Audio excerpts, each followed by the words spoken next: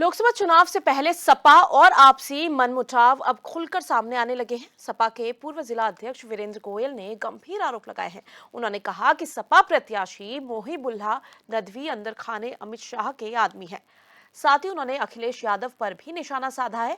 उन्होंने कहा कि अखिलेश यादव आंसू बहाने के लिए आजम के मरने का इंतजार कर रहे हैं। उन्होंने आजम खान के समर्थन में कोई धरना प्रदर्शन या आंदोलन नहीं किया। स्थानीय सपा यहां हाथी को चुनाव लड़ाएंगे। आप उनके साइन का भी पार्टी के आदमी से ऐतराज नहीं है, क्योंकि रामपुर कार्यालय जो हमने दिया है और किया है वो समाजवादी पार्टी को समर्पित किया है जब तक कि नया नहीं खुला है। लेकिन हम आपको यकीन दिलाते हैं, हम रामपुर के अलावा हम समाजवादी पार्टी का ना कहीं विरोध कर रहे हैं और ना करेंगे, ये हमारी मंशा है। देखिए, आजम खान साहब का पत्र जारी हुआ है, अखबारों में देखा होगा आपने। मुझे आजम खान साहब का पत्र जारी किया हुआ कोई आप उनके साइन का दिखा दीजिए। ये तो नदवी साहब भी कह रहे हैं कि हमारे पास उनकी सूचना है, लेकिन ऐसे हम कैसे मान लें? और हम अकल रखते हैं, हम आजम खान के सच्चे सिपाही हैं। हमारे आजम खान आज जो जेल में जा रहे हैं, गए हुए हैं और उनके ऊपर अत्याचार हुआ है, तो ये सिर्फ रामपुर की जनता के लिए वो इतना काम कर रहे हैं, तो जनता उनके लिए क्यों नहीं करेगी? हमें बता दें, हमारी पार्टी ने हमारे ऊपर मुकदमे हैं, हमारे नेता पे मुकदमे हैं, अदालतों का फैसला है, लेकिन अदालत ने ये नहीं कहा है कि तीनों को अलग अलग जेल में रखा जाए। पार्टी के आदमी थे। और खबर पर ज्यादा जानकारी के लिए हमारे संवाददाता फहीम खान हमारे साथ जुड़ चुके हैं। फहीम, क्या कुछ अपडेट जानकारी मिल रही है?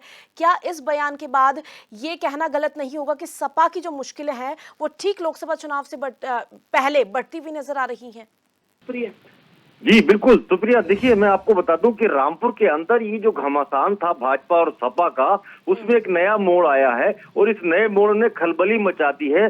भाजपा के जो पूर्व जिला समाजवादी पार्टी के जो पूर्व जिला अध्यक्ष हैं वीरेंद्र गोयल, उन्होंने अखिलेश यादव पर बड़े गंभीर आरोप लगाते हुए कहा है कि वो भाजपा के आदमी हैं, अमित शाह के बहुत करीबी हैं। ये जो प्रत्याशी भेजे गए हैं हबीबुल्लाह नदवी, तो मोहिबुल्लाह नदवी जो हैं, ये कहीं ना कहीं जो है वो भारतीय जनता पार्टी के भेजे हुए हैं। ये सब सारे ये जो आरोप हैं, ये आरोप लगाए हैं आजम खान के बेहद करीबी वीरेंद्र गोयल ने, जो उनके बनाए हुए जिला अध्यक्ष थे, जो फिलहाल अब नहीं है, लेकिन सपा के बहुत ही करीबी हैं। और जो समाजवादी पार्टी की पूरी टीम है रामपुर की, वो इस चुनाव में इस वक्त फिलहाल जो प्रत्याशी हैं समाजवादी पार्टी के, उनको वो नहीं लड़ा रहे हैं। अब जैसे कि आगे आप सुनेंगे इस वीडियो में कि उन्होंने कहा है कि हम बसपा को चुनाव लड़ाएंगे, इनको नहीं लड़ाएंगे, इनको तो हराएंगे।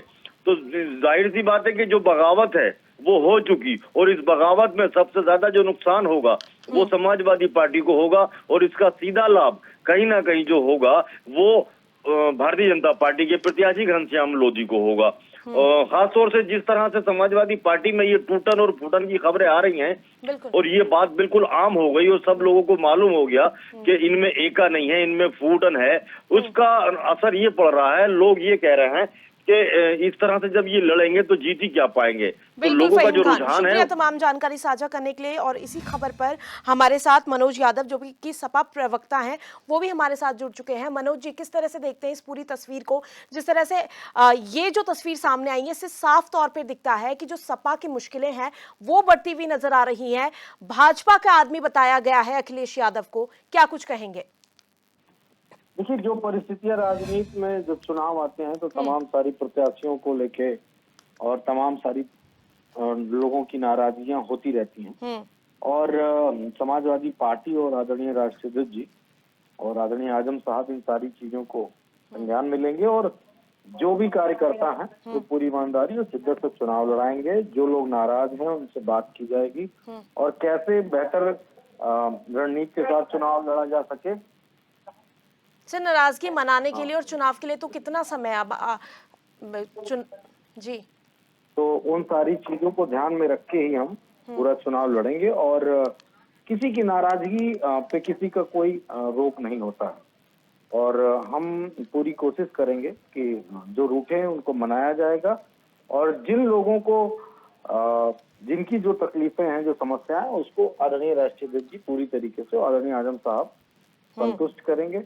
लेकिन राजनीति में इस तरह के उठापटक और तमाम सारी चीजें होती रहती हैं, चलती रहती हैं।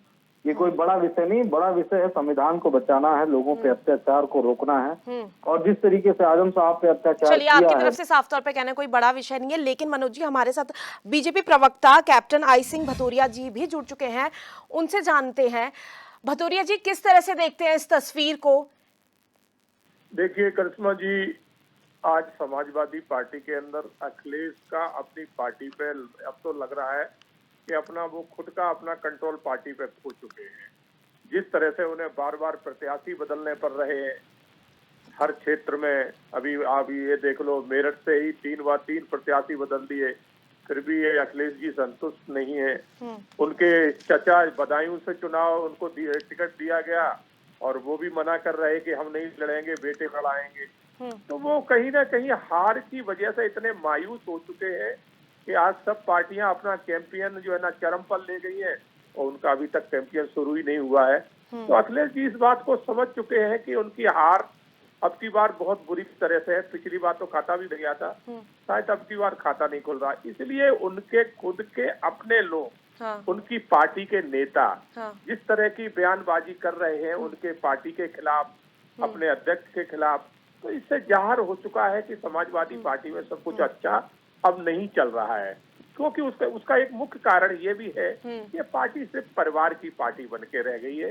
तो अब जो लोग बाहर से जुड़े हैं तो वो भी कहीं ना कहीं सम्मान अपना ढूंढते हैं, वो समाजवादी पार्टी में मिलता नहीं है। वो वहाँ पर एक ही परिवार का सम्मान है, एक ही परिवार के लिए टिकटें हैं, एक ही पार्टी के लिए अगर सत्ता में आ जाते हैं तो मुख्य जगह उनके लिए है।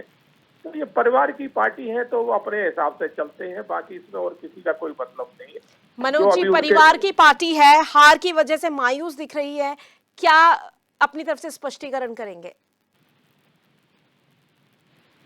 ये बड़े नफरत करने वाले लोग हैं, ये परिवार से बड़ी नफरत करते हैं, क्योंकि परिवार तोड़ पार्टी हैं ये लोग। ये परिवार को तोड़ते हैं, लोगों को आपस में लड़ाते हैं, इसीलिए इनको बड़ी लेकिन लड़ाई तो अब यहाँ पे समाजवादी पार्टी के अंदर ही चल रही है ना। मेरी बात पहले सुन लीजिए। मैं कैप्टन सिंह से कहूंगा, बहुत दिक्कत है तो अपना परिवार छोड़ दीजिए ना, कौन मना कर रहा है?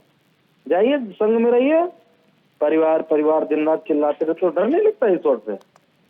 जो परिवार इस देश की सबसे बड़ी ताकत है, पूरा विश्व भारत के पारिवारिक सिस्टम को अडॉप्ट करता है।